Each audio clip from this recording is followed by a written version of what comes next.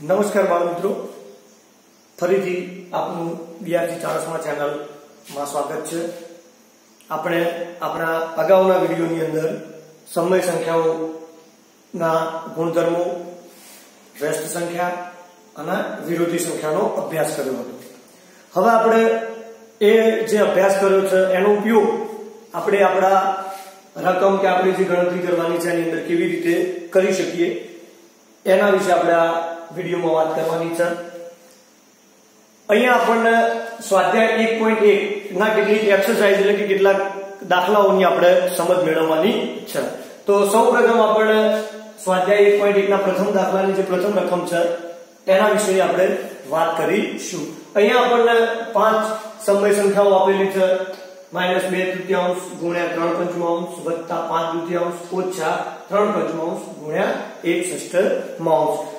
આપણે અહીંયા સરળતાથી જે આપણો નિયમ છે ભાગુ સબાનો કે સૌપ્રથમ ભાગાકાર, પછી ગુણાકાર, પછી સરવાળો અને છેલ્લે બાદબાકી, આપ એવી રીતે પણ આ દાખલાની ગણતરી કરી શકો છો કે પહેલા જે બે સંખ્યાઓ વચ્ચે ગુણાકાર છે એનો ગુણાકાર કરો, પછી તમે સરવાળો કરો અને લાસ્ટમાં તમે બાદબાકી કરો।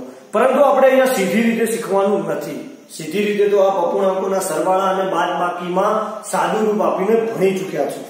અહીંયા આપણે જે ગુણધર્મો શીખ્યા છે એ પછી ક્રમનો હોય કે પછી જૂથનો હોય કે પછી વિભાજનનો હોય, એનો ઉપયોગ કરી અને અહીંયા આપણે આ ગણતરી કેવી રીતે કરી શકીએ એના વિશે આપણે ખ્યાલ મેળવવાનો છે।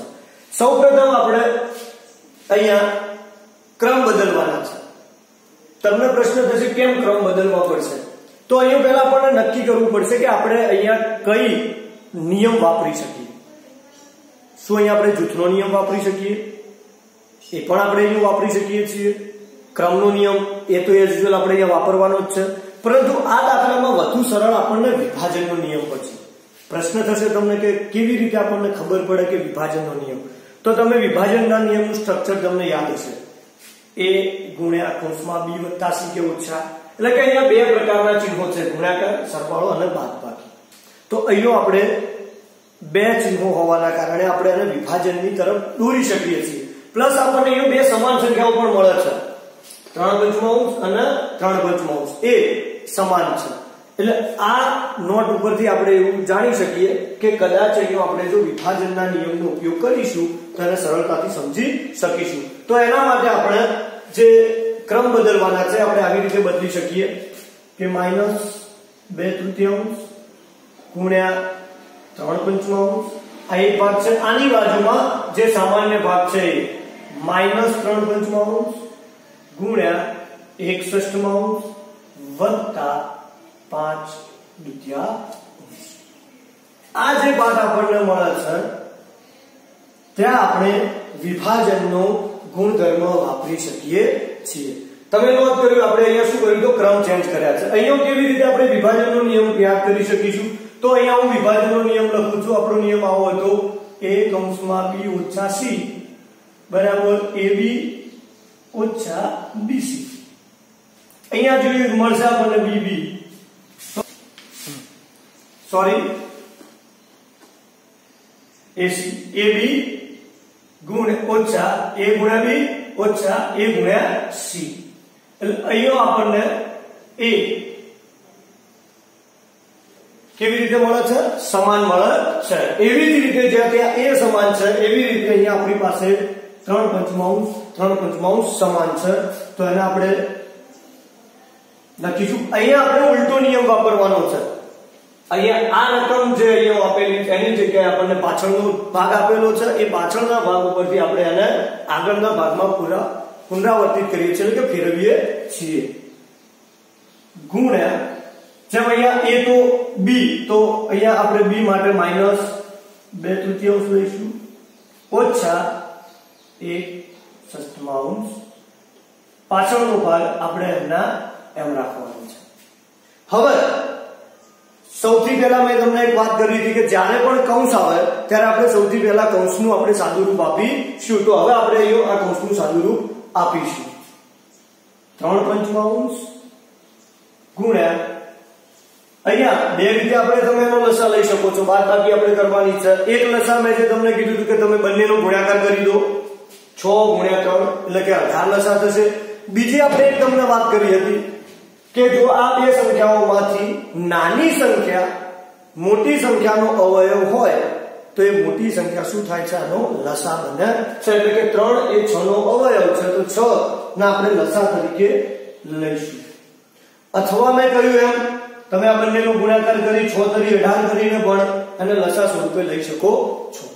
જો તમે 6 તરી 18 એટલે કે 18 ના લસા લો છો તો પછી તમારે અહીંયા ચોકડી ગુણાકાર કરવાનો. અને જો તમે લસા તરીકે 6 લો છો તો જેના નીચે છેદમાં 6 નથી એ જ સંખ્યાને આપણે ગુણવાની રહેશે. 3 ની નીચે છેદમાં 6 નથી તો કેટલા વડે ગુણીએ તો 6 થાય? 2 વડે.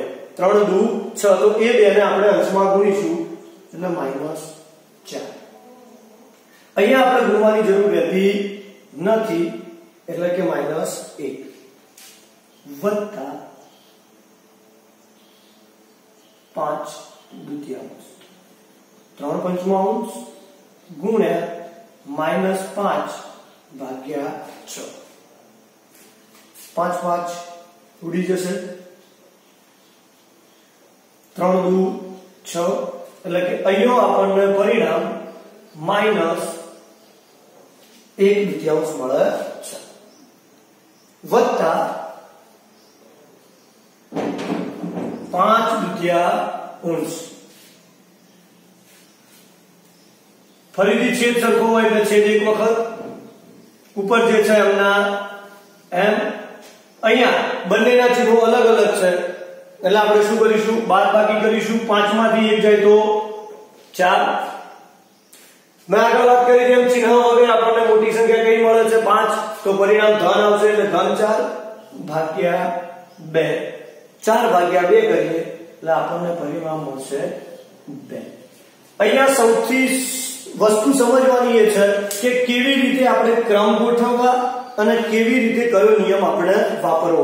આ જ દાખલાને તમે શરૂઆતમાં આ બંનેના જૂથ બનાવી અને પ્રથમ ગુણાકાર કરી પછી સરવાળો બાદબાકી કરીને પણ તમે ગણી શકો છો. અહીંયા આપણે વિભાજનના ગુણધર્મનો ઉપયોગ કરી અને દાખલાની ગણતરી કરી છે.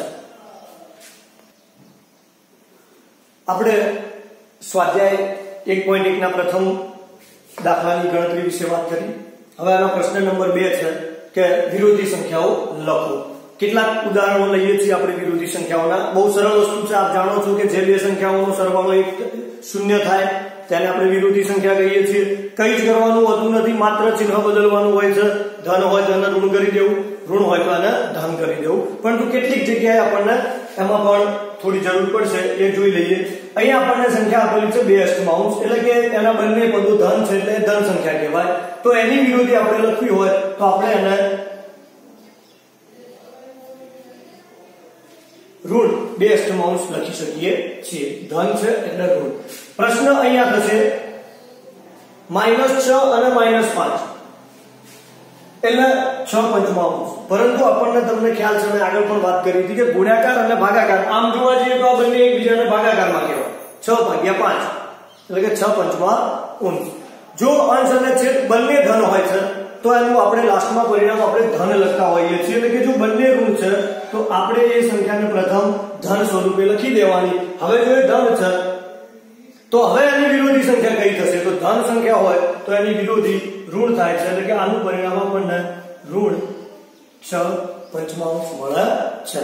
એટલે કે જ્યારે કોઈ સંખ્યામાં બંને ધન હોય, સમય સંખ્યામાં અંશ અને છેદ ઋણ હોય તો આપણે એ સંખ્યાને પહેલા ધન સ્વરૂપે લખવાની અને ત્યારબાદ પછી એની આપણે વિરોધી સંખ્યા લખવાની છે.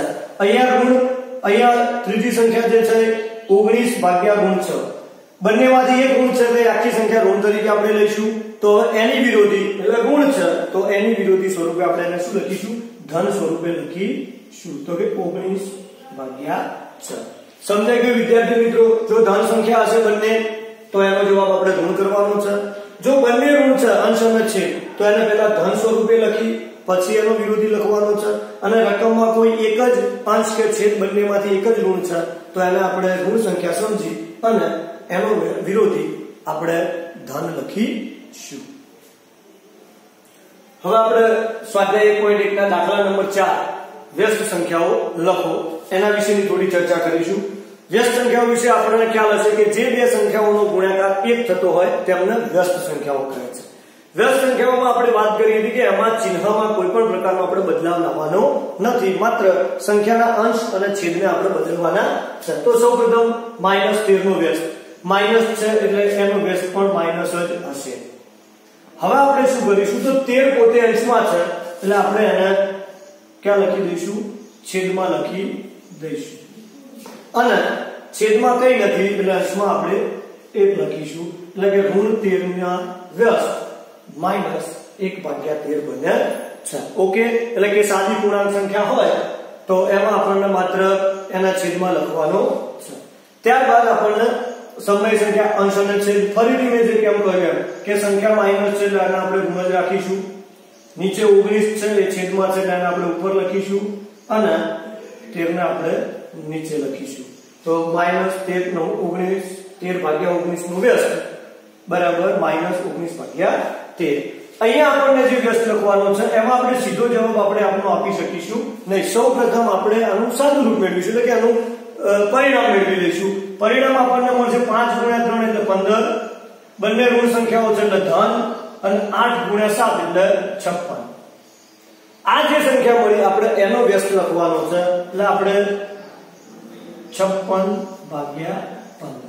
આને તમે સીધી રીતે પણ એવી રીતે વ્યસ્ત લખી શકો કે આનો વ્યસ્ત તમે પહેલા લખી દો, એટલે 8/5 ગુણ્યા 7/3 એવી રીતે પણ તમે આનો વ્યસ્ત લખી શકો છો. અહીંયા ફરીથી એ જ પ્રક્રિયા આપણે કરીએ, બંનેનું સાદું રૂપ આપી દઈએ. -2 × -1 એટલે 2 થશે, નીચે પાછળ એમના એમ, અને આનો વ્યસ્ત એટલે 5/2. તો આવી રીતે આપણે વ્યસ્ત સંખ્યાઓ લખી શકીએ છીએ. નેક્સ્ટ વિડિયોની અંદર આપણે સ્વાધ્યાય 1.1 ના બાકીના જે દાખલાઓ છે એના ઉદાહરણો આપણે જોઈશું. ધન્યવાદ.